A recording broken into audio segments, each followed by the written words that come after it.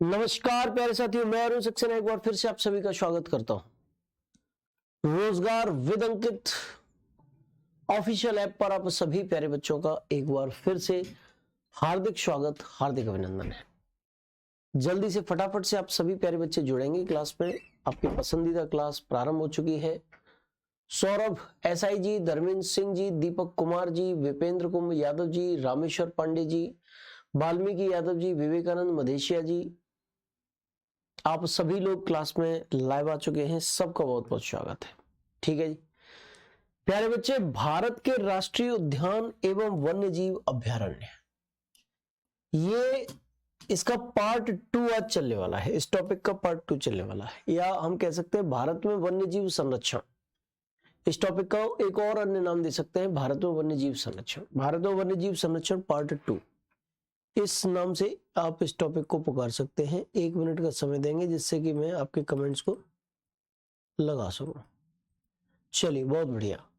तो मेरे प्यारे बच्चे, मैं इस टॉपिक की स्टार्टिंग कराने जा रहा हूं। पीयूष मिश्रा जी, अरविंद यादव जी, कुलदीप कुमार जी, जितेंद्र कुमार जी, धीरज सिंह जी, योगेश धीमान जी, दुर्गेश कुमार जी, विपेंद्र यादव जी, अवधेश यादव जी, आप सभी लोग अभी अभी हाल ही में जुड़े हैं क्लास से। बहुत बढ़िया, वेरी गुड। तो स्टार्ट कर देते हैं बच्चों इस टॉपिक को।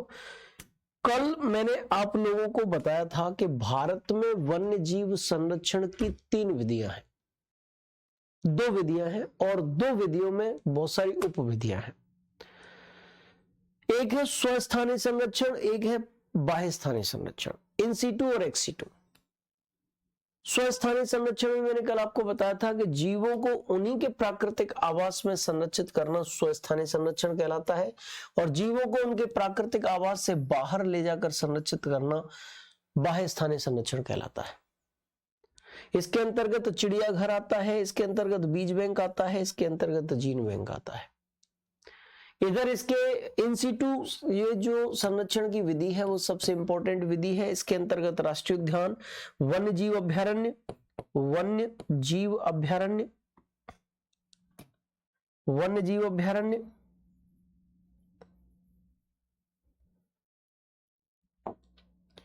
वन्य जीव अभ्यारण्य और जैवमंडल आरक्षित क्षेत्र आते हैं। इसमें कल मैं आप लोगों को राष्ट्रीय उद्यान और वन्य जीव अभ्यारण्य कंप्लीट करा चुका था।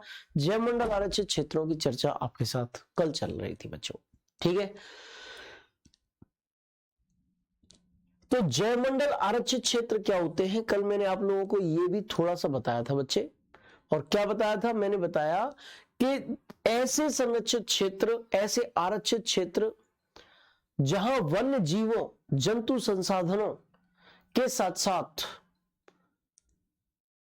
आदिवासियों के पारंपरिक ढंग का भी संरक्षण किया जाता है, उन्हें जैवमंडल आरक्षित क्षेत्र कहते हैं। उन्हें जैवमंडल आरक्षित क्षेत्र कहते हैं, जहां वन्य जीवों, जंतु संसाधनों के साथ साथ आदिवासियों के पारंपरिक ढंग का संरक्षण किया जाए। भारत में कितने जैवमंडल आरक्षित क्षेत्र हैं बेटा? कितने बायोस्फीयर रिजर्व्स हैं? तो उनकी संख्या है 18 मेरे प्यारे बच्चे। ठीक है जी, 18। कमलेश चौहान जी का बार बार कमेंट आ रहा है, सर आपने छोटा और बड़ा नेशनल पार्क नहीं बताया। बिल्कुल मेरे बच्चे, आज की क्लास में बता देंगे, अभी कंप्लीट नहीं हुआ टॉपिक। ठीक है जी, चलिए। तो इस परिभाषा को कल भी मैं आप लोगों को समझा चुका था, एक बार रिवाइज कराया है। ऐसे क्षेत्र जहां वन्य जीवन, जंतु संसाधनों के साथ साथ आदिवासियों के पारंपरिक ढंग का भी संरक्षण किया जाता है, जैवमंडल आरक्षित क्षेत्र कहलाते हैं। इनकी वर्तमान संख्या करंट नंबर 18 है। वर्तमान संख्या इनकी कितनी बच्चे? इनकी वर्तमान संख्या है 18 है। ठीक है, और वो 18 जैवमंडल आरक्षित क्षेत्र कहां कहां पर है, इस चीज की चर्चा हम लोग आपके साथ करेंगे। देखिए, पहला जैवमंडल आरक्षित क्षेत्र कौन सा है? नीलगिरी। और इसको जैवमंडल आरक्षित क्षेत्र का दर्जा कब दिया गया था? तो 1986 में दिया गया था। बताओ बच्चे, कब दिया गया था जैवमंडल आरक्षित क्षेत्र का दर्जा? तो 1986 में दिया गया था। नाम है इसका नीलगिरी। अंतिम कौन सा है? अंतिम है पन्ना। इसको जैवमंडल आरक्षित क्षेत्र का दर्जा 2011 में मिला था। ठीक है जी, और इसके बाद कोई जैवमंडल आरक्षित क्षेत्र घोषित नहीं हुआ है। ठीक है जी, ये ध्यान रखिएगा। चलिए तो जरा देखते हैं ये सारे के सारे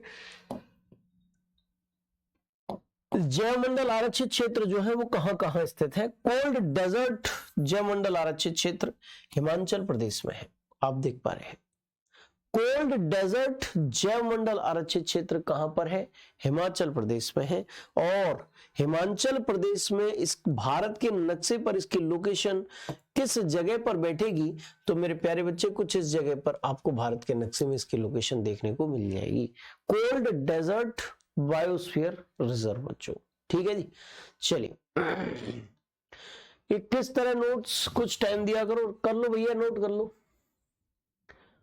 यहां अब तक जो मैंने कराया है वो सब कल करा चुका था मैं। वीडियो बेटा इधर से सही चल रही है, ठीक है जी, इधर से कोई दिक्कत नहीं वीडियो में। चलिए आगे बढ़ते हैं।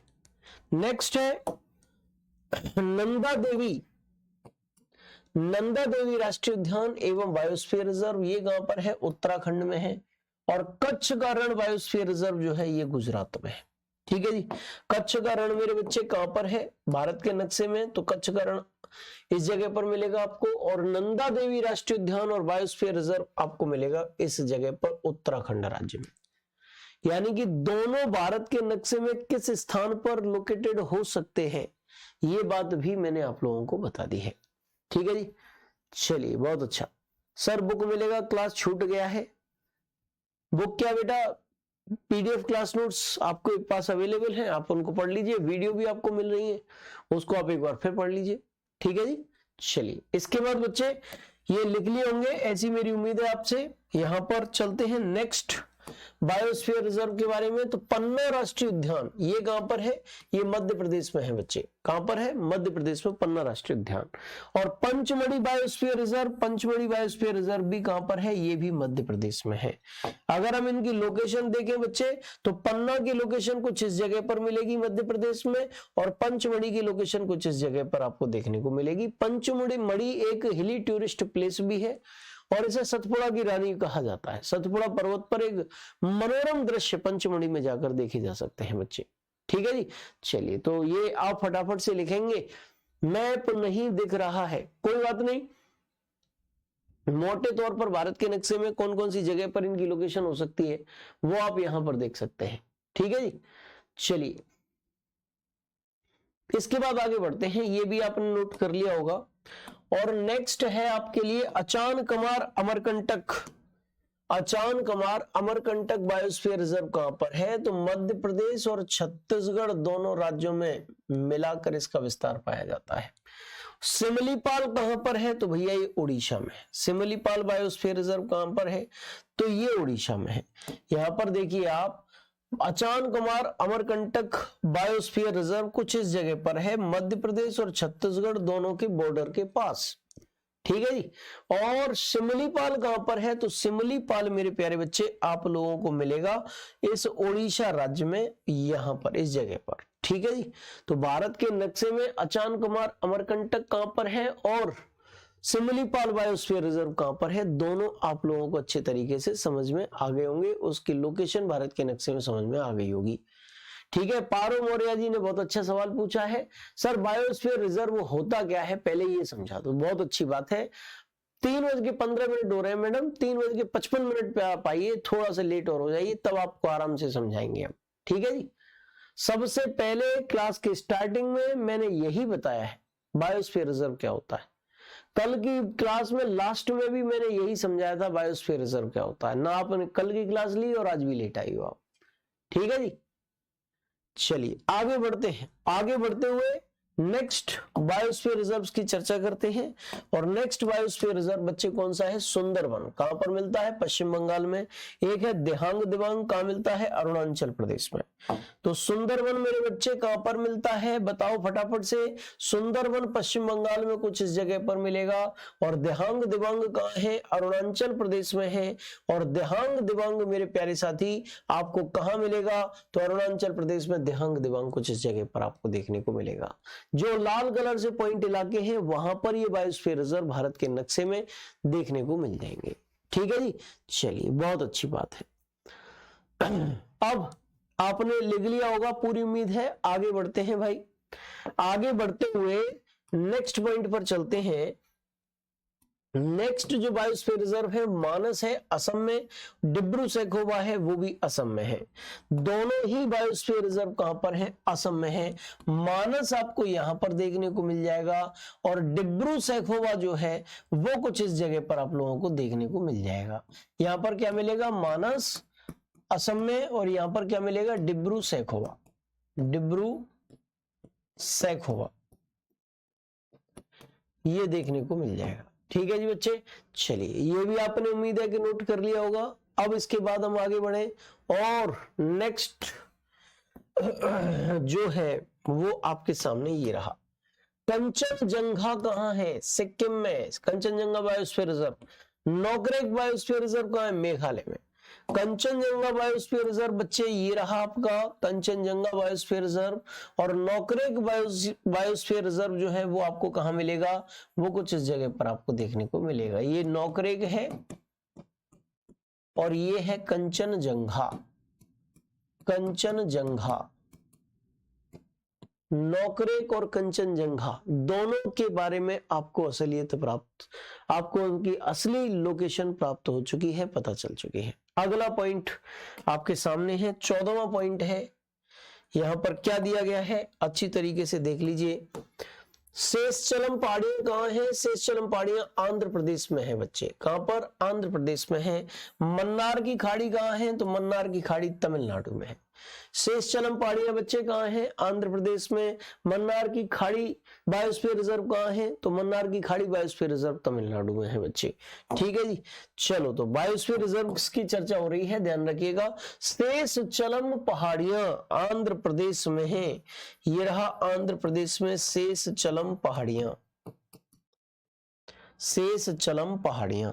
ठीक है जी, और अब आपकी बची मन्नार की खाड़ी, और मन्नार की खाड़ी गल्फ ऑफ मन्नार, मन्नार की खाड़ी बायोस्फीयर रिजर्व कहां पर है? तो मन्नार की खाड़ी बायोस्फीयर रिजर्व ये रहा आपके सामने। ठीक है जी, चलिए नेक्स्ट है 16वां पॉइंट, और 16वां पॉइंट यानी कि 16वां बायोस्फीयर रिजर्व कौन सा है? देखो, अगस्त्यमलाई बायोस्फीयर रिजर्व कहां पर है? तमिलनाडु और केरल दोनों में विस्तृत है। नीलगिरी संरक्षित जैविक क्षेत्र यानी कि नीलगिरी बायोस्फीयर रिजर्व कहां पर है? तमिलनाडु, केरल, कर्नाटक तीनों में विस्तार है।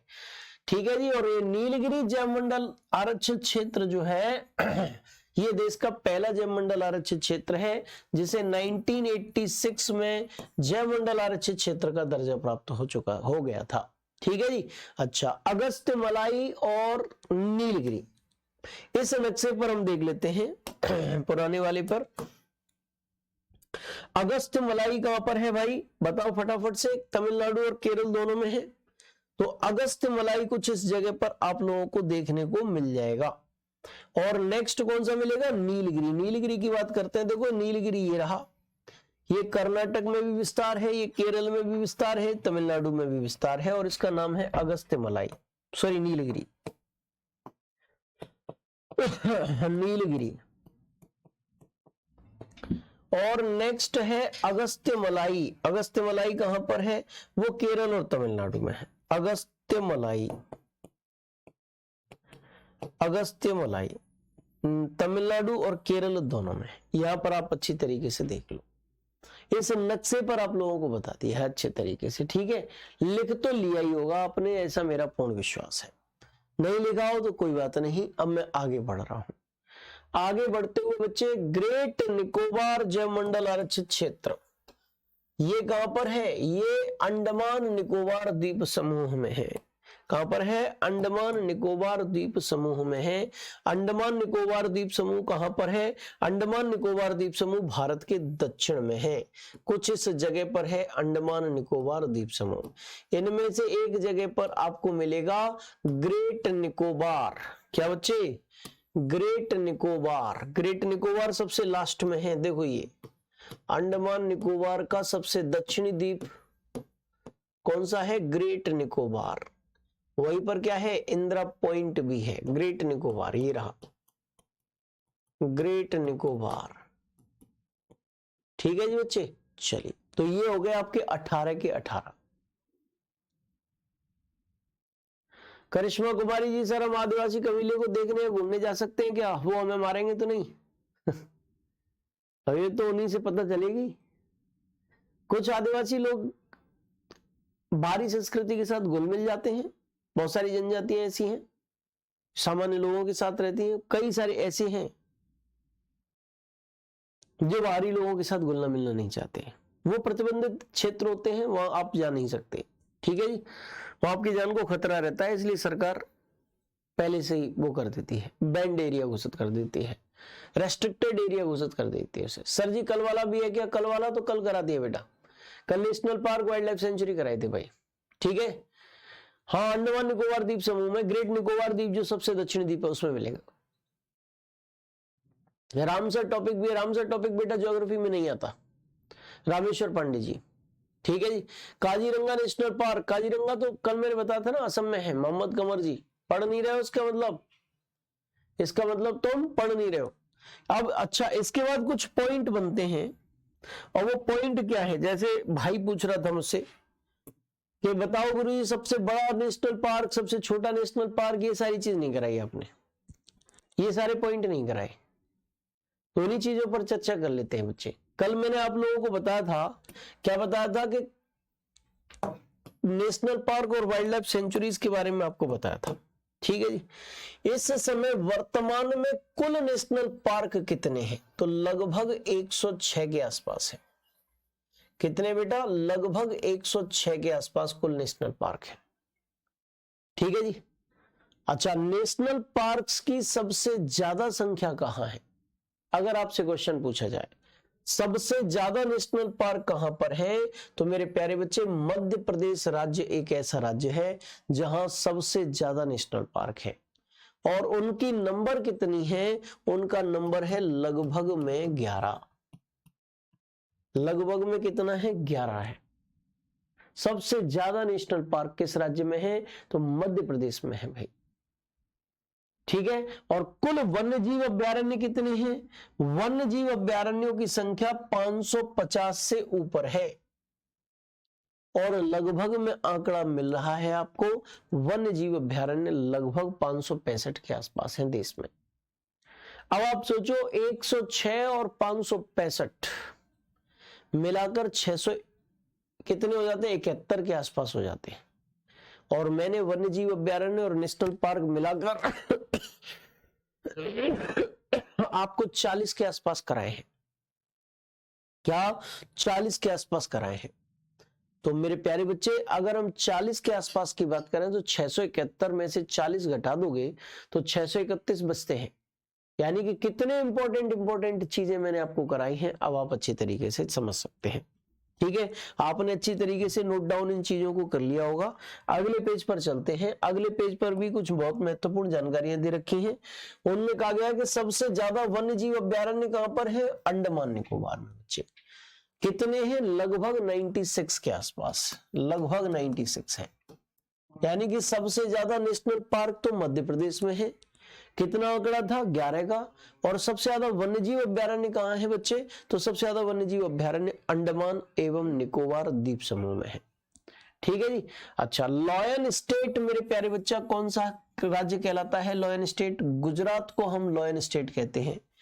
क्यों कहते हैं? क्योंकि एशियाई शेर हमें गुजरात में प्राप्त होते हैं। कहां मिलते हैं एशियाई शेर? गुजरात में मिलते हैं। अच्छा, टाइगर स्टेट। टाइगर स्टेट किसे कहते हैं? मध्य प्रदेश को, क्योंकि टाइगर्स की सबसे ज्यादा संख्या हम लोगों को किस राज्य से प्राप्त होती है? तो टाइगर्स की हम लोगों को सबसे ज्यादा संख्या मध्य प्रदेश से प्राप्त होती है। बोलो किससे प्राप्त होती है बच्चे? मध्य प्रदेश से प्राप्त होती है टाइगर्स की सबसे ज्यादा संख्या। इसके बाद मेरे बच्चे, अगर हम राइनो स्टेट की चर्चा करें, गैड़ा स्टेट की चर्चा करें, तो राइनो स्टेट हम असम को कहते हैं। किसको कहते हैं प्यारे साथी? असम को कहते हैं गैड़ा स्टेट, राइनो स्टेट। प्यारे बच्चे अच्छी तरीके से देख लो। अच्छा, इसके बाद क्यों कहते हैं? क्योंकि एक सींग वाला गैड़ा असम में काजीरंगा नेशनल पार्क के अंतर्गत पाया जाता है। किसके अंतर्गत? काजीरंगा नेशनल पार्क के अंतर्गत असम में पाया जाता है, एक सींग वाला गैड़ा पाया जाता है। तैरता हुआ नेशनल पार्क किसे कहते हैं? तैरता हुआ national park Keibul Lamjao national park को कहते हैं, जो कि मणिपुर राज्य में स्थित है। कीबुल लामजाओ नेशनल पार्क को कहते हैं, जो कि मणिपुर राज्य में स्थित है। और मेरे प्यारे बच्चे अच्छी तरीके से ध्यान रखिएगा कि ये जो कीबुल लामजाओ नेशनल पार्क है ये लोकटक झील में स्थित है। मणिपुर में एक झील है लोकटक झील, और लोकटक झील में ये नेशनल पार्क स्थित है, और इसीलिए ये लोकटक झील है, लोकटक झील में स्थित है, इसीलिए इसको कीबुल लामजाओ को तैरता हुआ नेशनल पार्क बोला गया है। क्या बोला गया बच्चे? कीबुल लामजाओ को तैरता हुआ नेशनल पार्क बोला गया है। ठीक है प्यारे साथी। इसके बाद सबसे बड़ा नेशनल पार्क कौन सा है? तो वो हेमेसाई है। वो कहां पाया जाता है? वो लद्दाख में पाया जाता है। लद्दाख क्या है? एक केंद्र शासित प्रदेश है। ठीक है जी। चलिए इसके बाद मेरे बच्चे अगर हम चर्चा करें कि सबसे बड़ा टाइगर रिजर्व कौन सा है, सबसे बड़ा जो बाघ संरक्षण क्षेत्र है, बाघ आरक्षित क्षेत्र है, वो कौन सा है? तो नागार्जुन श्रीशैलम है।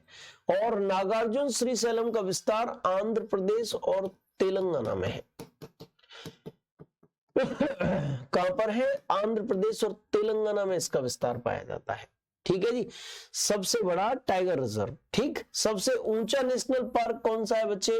तो वो हेमेसाई है। और हेमेसाई कहां पर स्थित है? लद्दाख में स्थित है। बोलो कहां पर स्थित है बच्चे? लद्दाख में स्थित है हेमेसाई नेशनल पार्क। इसके बाद सबसे छोटा नेशनल पार्क कौन सा है? तो सबसे छोटा national park south button national park है। और ये कहां पर स्थित है? तो ये अंडमान निकोबार द्वीप समूह में स्थित है। साउथ बटन नेशनल पार्क कहां पर स्थित है? अंडमान निकोबार द्वीप समूह में ये स्थित है। प्यारे साथी अच्छी तरीके से देख लीजिएगा। पहला नेशनल पार्क कौन सा है? तो पहला national park heli national park है, जिसको जिम कॉर्बेट नेशनल पार्क भी कहते हैं। और ये इसकी स्थापना कब हुई थी? तो 1936 में इसकी स्थापना हुई थी। जिम कॉर्बेट नेशनल पार्क का पुराना नाम क्या है बच्चा? उसको हेली नेशनल पार्क इसका पुराना नाम है। ठीक है। जिम कॉर्बेट क्या है? ये हेली नेशनल पार्क क्या है? पुराना नाम है। ठीक है जी बच्चे। और इसकी स्थापना कब हुई थी? इसकी स्थापना भैया आपकी हुई थी 1936 में। ये national park, wild life sanctuary और बायोस्फीयर रिजर्व तीनों कंप्लीट हो गए। यहां से क्वेश्चन पूछे जाने की संभावना रहती है। मैंने आप लोगों को बता दिया, टॉपिक जो है वो फिनिश हो चुका है। टॉपिक जो है प्यारे बच्चे वो फिनिश हो चुका है। क्लियर है? चलिए बहुत अच्छा। तो सबसे बड़ा नेशनल पार्क भी मिल गया, सबसे छोटा नेशनल पार्क भी मिल गया। मुकेश यादव जी क्या समझ में नहीं आया आपको? सबसे पहला नेशनल पार्क बताया गया है। तो सबसे पहले नेशनल पार्क जो है जिसको दर्जा मिला वो जिम कॉर्बेट नेशनल पार्क था। पहले शुरुआत में इसका नाम हेली नेशनल पार्क रहा, वर्तमान में जिम कॉर्बेट नेशनल पार्क कहते हैं। 1936 में इसकी स्थापना हुई थी। ठीक है जी। चलिए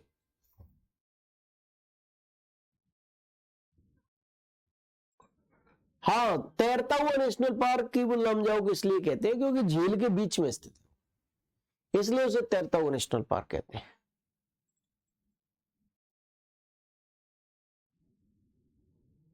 संरक्षण का मतलब उसको सुरक्षा प्रदान करना। पिंकी गुप्ता जी, तैरता नहीं है वो। सनी कनौजिया जी, वो तैरता नहीं है, झील के बीच में स्थित है इसलिए तैरता हुआ नेशनल पार्क कहते हैं।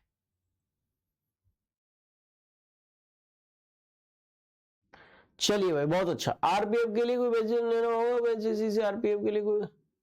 मेरे बच्चे एक बार किसी भी बैच को अच्छे तरीके से पढ़ लेंगे और उसके बाद जब भी कभी एग्जाम देना हो उसके प्रीवियस ईयर शॉर्ट पेपर लगा लेंगे तो शायद मेरे हिसाब से तो काम बनना चाहिए।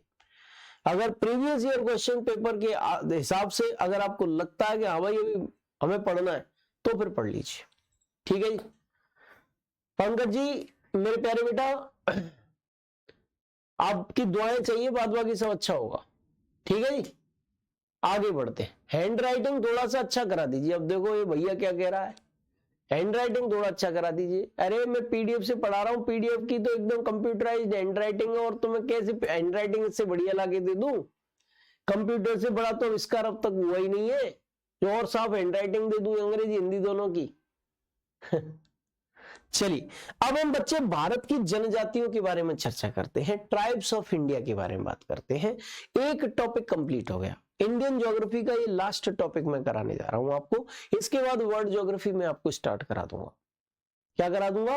वर्ल्ड ज्योग्राफी स्टार्ट करा दूंगा। भारत की जनजातियों में कुछ क्वेश्चंस आपसे पूछे जा सकते हैं, जैसे डायरेक्ट पूछा जाता है कि गारो जनजाति कहां निवास करती है, खासी जनजाति कहां निवास करती है।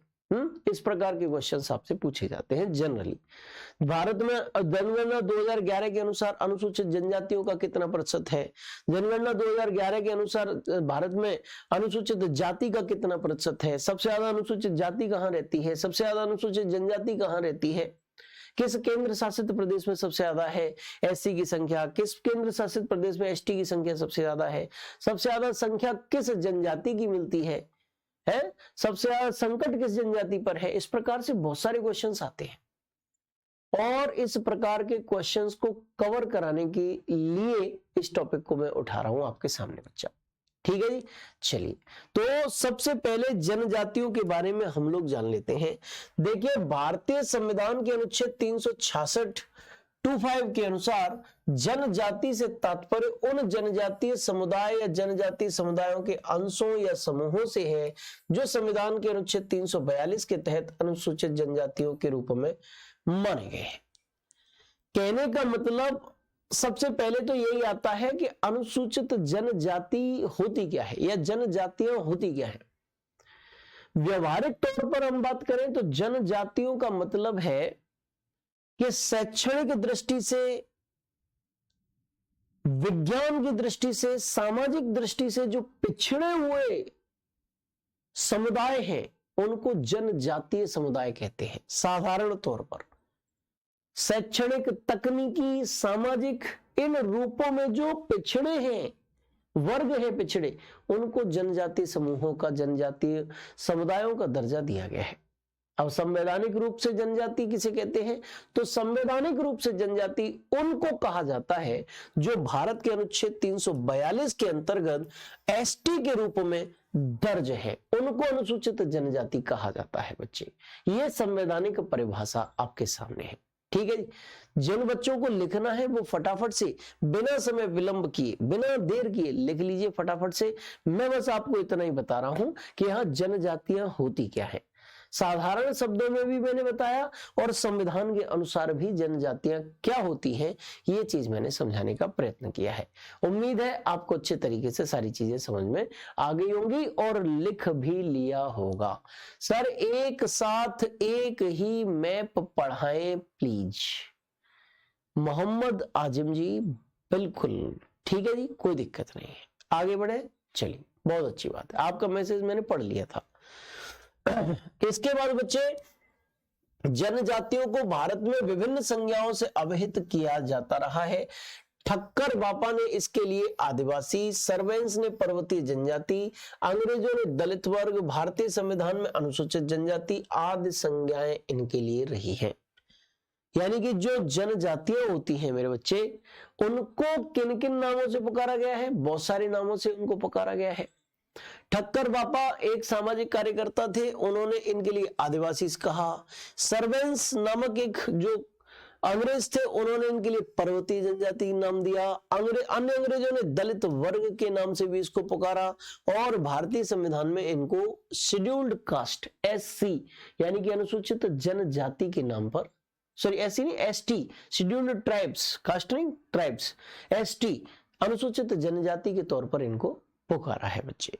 हाँ जी ओम कुमार जी, एसटी की बात ही मैं कर रहा हूं। ठीक है जी, तो ये आपको जनजातियां क्या होती हैं, उनको किन नामों से भारत में जाना गया है, ये चीज समझाने का मैं प्रयत्न कर रहा हूं। ठीक है जी, चलिए आगे बढ़ते हैं बच्चे। आगे बढ़ते हुए हम बात करते हैं कि भारत में जनजातियों की संख्या कितनी है। भारत में जनजातियों की संख्या भिन्न भिन्न स्रोतों में अलग अलग दी गई है। जनजातीय विकास विभाग भारत सरकार के अनुसार भारत में जनजातीय समुदायों की संख्या लगभग 250 है, 550 है। कितनी बच्चे? 550 है, लगभग में है आंकड़ा। यानी कि अलग अलग स्रोतों में भारत में कितनी जनजातियां पाई जाती हैं, इनकी संख्या अलग अलग दी गई है। लेकिन भारत में जो जनजातीय विकास विभाग है उसके अनुसार भारत में जनजातियों की संख्या कितनी है? 550 के आसपास है। ठक्कर बापा बेटा एक सामाजिक कार्यकर्ता थे। ठीक है जी, चलिए बहुत अच्छी बात है। देखो विक्की विशाल भाई पूछ भी रहा है कि जनजातीय समुदाय कितने हैं, वही चीज मैंने आप लोगों को यहां पर बताया है। ठीक है जी, चलिए अब हम सबसे मेन चीज की चर्चा करने जा रहे हैं कि कौन सी जनजाति कहां पाई जाती है। ठीक है जी, ये एक टेबल है और इस टेबल से आपके लिए क्वेश्चन बनने की प्रबल संभावना रहेगी बच्चों। ठीक है जी, चलिए नागालैंड में कौन सी प्रमुख जनजातियां हैं? तो नागा जनजाति और कोन्यक जनजाति जो है वो नागालैंड में पाई जाती है और नागालैंड पूर्वोत्तर भारत का एक प्रमुख प्रदेश है। ठीक है जी, कुकी जनजाति मेरे प्यारे बच्चे, कुकी जनजाति कहां पाई जाती है? मणिपुर में। और ये कुकी जनजाति बहुत इंपॉर्टेंट है क्योंकि पिछले वर्ष मणिपुर में कुकी और मैतेई समुदाय के बीच संघर्ष हुआ था। क्या हुआ था? संघर्ष हुआ था और इसने एक गृह युद्ध का रूप ले लिया था मणिपुर राज्य के अंतर्गत। ठीक है जी, कुकी समुदाय और मैतेई समुदाय, मैतेई समुदाय भी कहां रहता है बच्चे? मणिपुर राज्य में रहता है। और कुकी और मैतेई समुदाय के बीच क्या हुआ था? एक गृह युद्ध टाइप का हो गया था। ठीक है जी, अच्छा लाखर जनजाति, मिजो जनजाति ये कहां रहती हैं बच्चे? तो ये जनजातियां रहती हैं आपकी, बोलो कहां पर? मिजोरम में। अब इसमें नागालैंड की बात करें, मणिपुर की बात करें, मिजोरम की बात करें, मेघालय की बात करें, त्रिपुरा की बात करें, अरुणाचल प्रदेश की बात करें, ये सारे के सारे राज्य मेरे प्यारे बच्चे पूर्वोत्तर के राज्य पड़ते हैं। पूर्वोत्तर, नॉर्थ ईस्ट, पूर्वोत्तर में पड़ते हैं, नॉर्थ ईस्ट में आते हैं। किस में आते हैं भैया? नॉर्थ ईस्ट इलाका जो भारत का है उसमें ये आते हैं। ठीक है जी, नागा कोन्यक नागालैंड में, कुकी मैतेई मणिपुर में, लाखर मिजो मिजोरम में, गारो खासी मिकिर और जैंतिया ये कहां पर है बच्चे? ये मेघालय में है। इनमें गारो पहाड़ी भी है, खासी पहाड़ी भी है और जैंतिया पहाड़ी भी है। और इन्हीं के नाम से मेरे बच्चे इनको जनजातियों का दर्जा भी प्राप्त है। जनजातियों को भी यही नाम प्राप्त है, गारो खासी जैंतिया। ठीक है जी, और मिकिर पहाड़ियों का भी नाम है। किसका नाम है? पहाड़ियों का भी नाम है। विशेष तौर पर अगर हम मिकिर को छोड़ भी दें और गारो खासी जैंतिया को भी कर लें तो गारो खासी जैंतिया मेघालय की सबसे महत्वपूर्ण जनजातियां रहेंगी। ठीक है जी, अच्छा इसके बाद रियांग और त्रिपुरी ये जनजातियां कहां पाई जाती हैं? तो भैया ये जनजातियां त्रिपुरा में पाई जाती हैं। कहां पाई जाती हैं? त्रिपुरा में पाई जाती हैं बच्चे। ठीक है जी, अच्छा डाफला, आपतानी, मेजी और मिस्मी ये जनजातियां कहां हैं? ये जनजातियां आपको मिलेंगी अरुणाचल प्रदेश में। कहां पर मिलेंगी? अरुणाचल प्रदेश में देखने को मिल जाएंगी बच्चों। ठीक है जी, तो जनजातियों की बात मैं कर रहा था आपके साथ। ये मैतेई समुदाय मैंने आप लोगों को बताया है कि कुकी और मैतेई के बीच युद्ध हुआ था, यानी कि कहने का मतलब एक प्रकार से संघर्ष छिड़ गया था पिछली साल। बस वो मैंने मिटा दिया, केवल आपको याद करा रहा था मैं। नेक्स्ट, इसके बाद बच्चों असम के बारे में बात करते हैं। असम में देखो गारो, खासी, जैंतिया, ड्यारा, बोडो, लुसाई, मिरी ये जनजातियां मिलती हैं, जिनमें बोडो इंपॉर्टेंट है विशेष तौर पर। ठीक है, बोडो विशेष तौर पर इंपॉर्टेंट है। कहां की? असम की जनजाति के तौर पर बच्चों। ठीक है, आपको लोधा जनजाति मिलेगी कहां पर बच्चे? पश्चिम बंगाल में। लेप्चा और भूटिया मिलेंगे सिक्किम में। और सेंटलीज, ओंगे, जारवा, शोम्पेन ये जनजातियां मिलेंगी अंडमान निकोबार में। वासी जनजाति लक्षद्वीप में। टोडा विशेष तौर पर इंपॉर्टेंट है, टोडा जनजाति तमिलनाडु में। बंजारा जनजाति, लंबाडा जनजाति आंध्र प्रदेश में। मोपाल, नायर, डाफर ये जनजातियां केरल में। इनमें नायर जनजाति इंपॉर्टेंट है। ठीक है जी, ये कुछ विशेष जनजातियां हैं इन राज्यों की। सीधे सीधे क्वेश्चन पूछा जा सकता है कि बताओ भाई लेप्चा कहां रहते हैं? सिक्किम में। भूटिया कहां रहते हैं? सिक्किम में। लोधा कहां रहते हैं? पश्चिम बंगाल में। बोडो कहां की जनजाति है? मुख्य असम की। और गारो, खासी, जैंतिया मुख्य रूप से मेघालय में पाई जाती हैं। मुख्य तौर पर ये तीनों जनजातियां कहां पाई जाती हैं? मुख्य तौर पर, मुख्य रूप से मेघालय में। मुख्य रूप से कहां पाई जाती है? मेघालय में।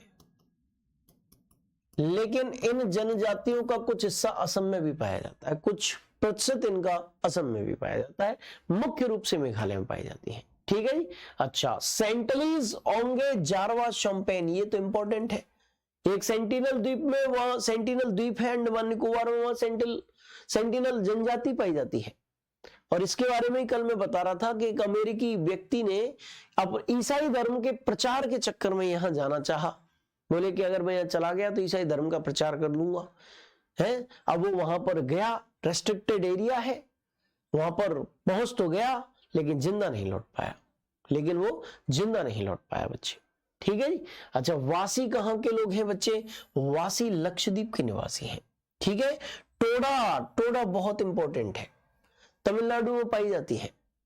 स्वयंवर प्रथा है यहाँ, स्वयंवर प्रथा, इनके विवाह की जो प्रथा है स्वयंवर प्रथा। जैसे आप पढ़ते हो ना पुराने में, राजा महाराजाओं की बेटी की जब शादी होती थी तो स्वयंवर प्रथा होती थी। वहां जो सबसे ज्यादा योग्य पुरुष होता था उससे राजा महाराजा अपनी बेटी की शादी किया करते थे। जैसे सीता माता का स्वयंवर हुआ था, है, रामचंद्र जी ने धनुष तोड़ दिया था, उठाया, उन्हीं के साथ विवाह हो गया। जैसे एक द्रौपदी का भी स्वयंवर हुआ था महाभारत की कथा में, अर्जुन ने मछली की आंख को फोड़ दिया था और वही उसके साथ स्वयंवर हुआ था। तो स्वयंवर प्रथा का प्रचलन है। और लड़कों की तो बड़ी यार स्थिति खराब होगी, है। अब मान लो लड़की है तो स्वयंवर प्रथा हो रही है, वो तो अपनी इच्छा से चुन लेगी वर को, लेकिन बेचारा लड़का क्या होगा? अभी मान लो कोई ज्यादा योग्य बंदा है तो वो हर स्वयंवर में पहुंच जाएगा, 4-6 ब्याह कर लेगा वो, है, क्योंकि जिस स्वयंवर में पहुंचेगा वही जीत जाएगा। 2-4 योग्य होंगे, और वैसे जो थोड़ा सा कम योग्य होंगे उनका तो ब्याह ही ना होना फिर, ऐसे तो है। चलिए, इसके बाद बंजारा लंबाडा कहां? आंध्र प्रदेश में। और मोपाल नायर डाफर ये कहां? केरल में। ठीक, चलो नेक्स्ट। भील मुख्य रूप से कहां पाए जाते हैं? गुजरात में, राजस्थान में भी पाए जाते हैं, मध्य प्रदेश में भी पाए जाते हैं। एक जनजाति ऐसा नहीं है कि केवल एक ही क्षेत्र में पाई जाएगी, एक जनजाति एक से अधिक क्षेत्रों में भी पाई जा सकती है। जैसे भील की बात कर रहे हैं। भारत में सबसे ज्यादा आबादी, भारत में सबसे बड़ी, सबसे ज्यादा जनजातीय आबादी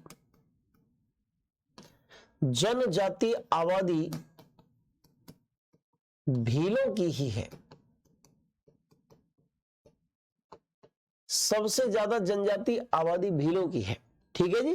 राजस्थान में मीणा, भील, गरसिया, कालबेलिया, ये सब राजस्थान में पाए जाते हैं। बहुत सारे क्वेश्चन आ जाते हैं। कालबेलिया, इससे भी क्वेश्चन आते रहते हैं। कालबेलिया एक नृत्य भी है। कालबेलिया सपेरे जो होते हैं ना, सपेरे, उनसे संबंधित समुदाय है। ठीक है। राजस्थान में, मध्य प्रदेश में इनमें ये पाया जाता है। इनसे संबंधित एक नृत्य भी है, कालबेलिया नृत्य उसको कहते हैं। ठीक है जी। चलिए, गद्दी, किन्नौर, जद्दा, बक्करवाल, गुज्जर, ये हिमाचल प्रदेश में है।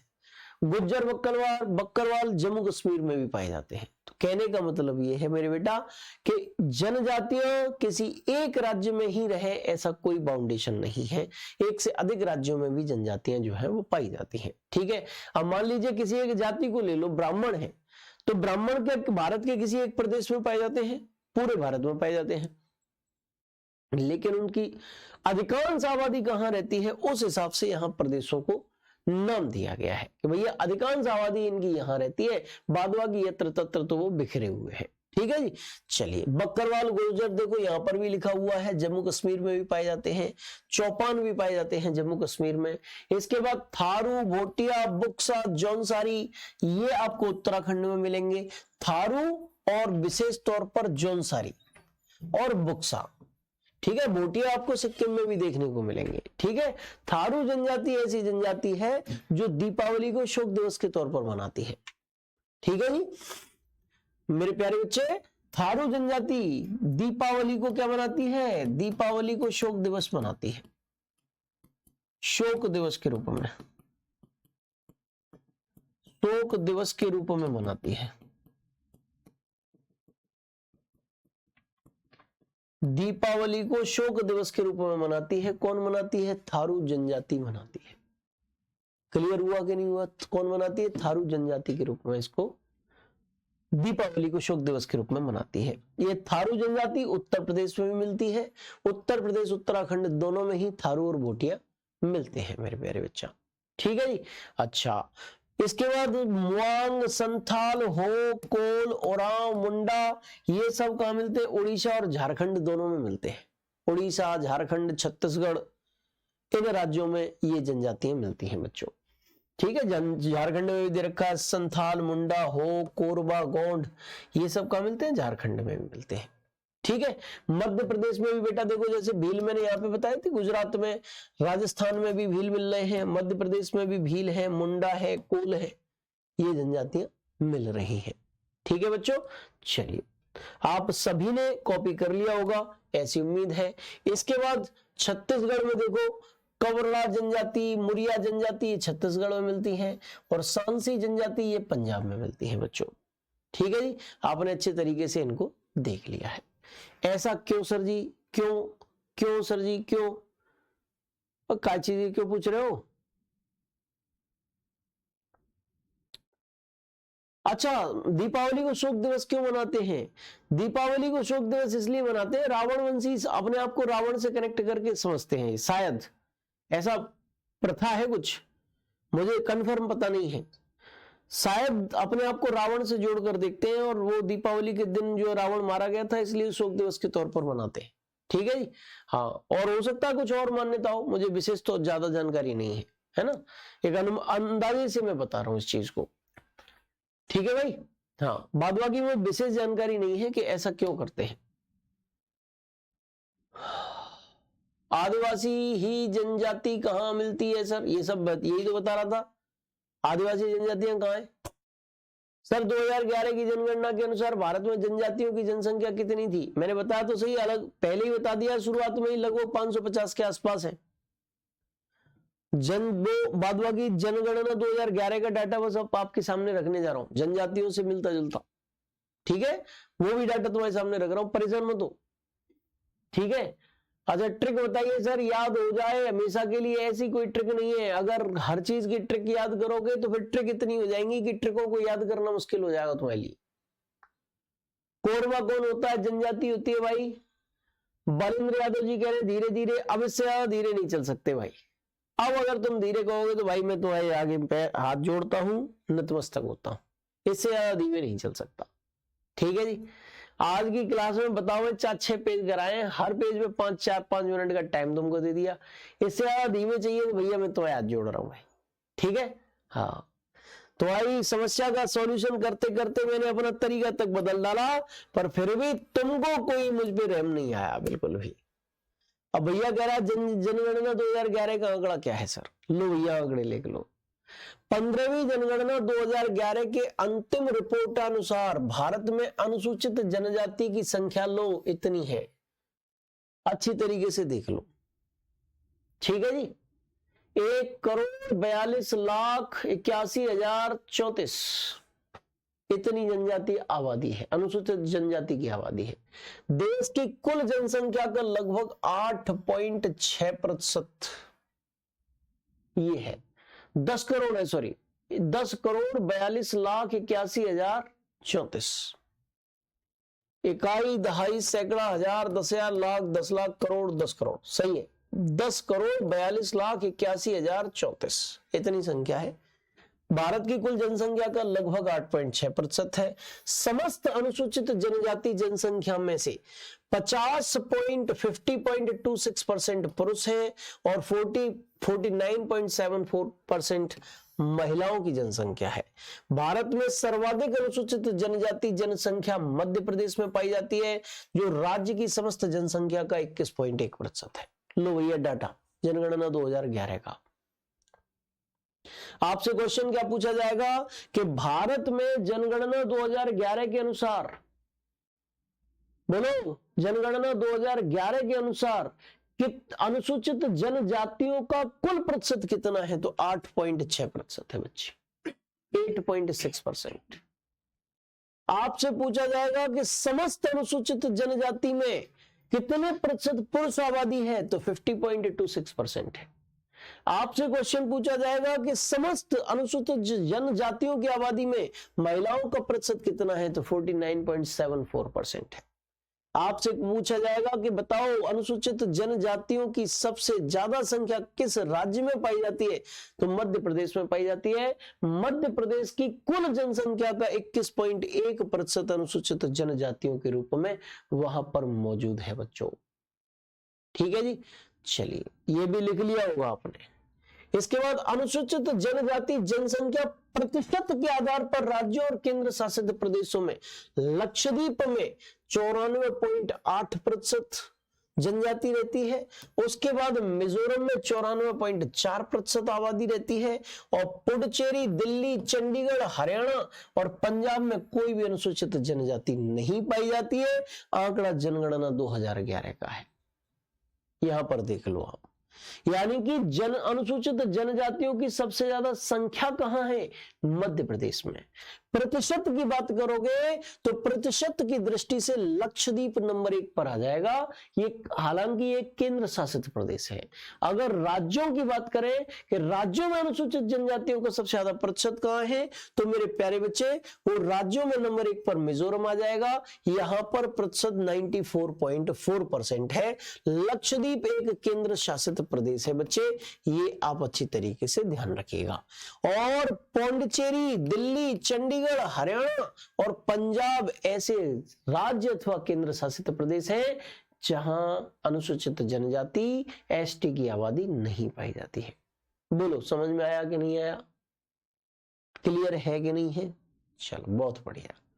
पंकज गौतम जी कह रहे पहली जनगणना कब है? भाई वाह, तुम जैसे महानुभावों के आगे मैं पूरी तरीके से नतमस्तक हूं।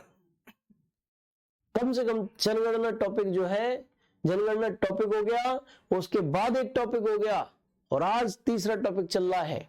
तो भाई पूछ रहा है कि पहली जनगणना कब है। बहुत अच्छे, नतमस्तक एकदम तुम्हारे सामने, बहुत बढ़िया मेरे बच्चे।